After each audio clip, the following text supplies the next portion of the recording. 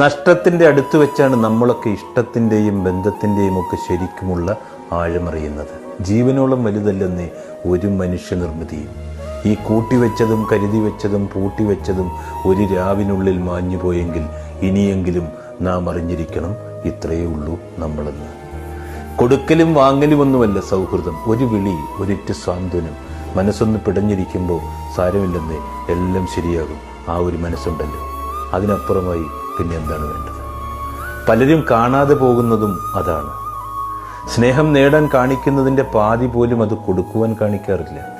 സമയമാകുമ്പോൾ സ്വന്തം വഴികളിൽ തിരിച്ചു പോകുന്ന മനുഷ്യർക്കിടയിൽ അവരെ മാത്രം വിശ്വസിച്ചിരുന്ന മനുഷ്യർക്ക് പിന്നെ പോകാനുള്ള വഴി ഏതൊന്നുപോലും നിശ്ചയമുണ്ടാവില്ല. ഒന്നാലോചിച്ചാൽ തനിച്ചായവരിൽ പലരും തന്നേക്കാളേറെ മറ്റാരെയോ വിശ്വസിച്ചിരുന്നവരാണ്. ബന്ധങ്ങളൊക്കെ തുടങ്ങേണ്ടത് ഹൃദയത്തിലാണ്. അത് സൂക്ഷിക്കേണ്ടതും അവിടെ തന്നെയാണ്.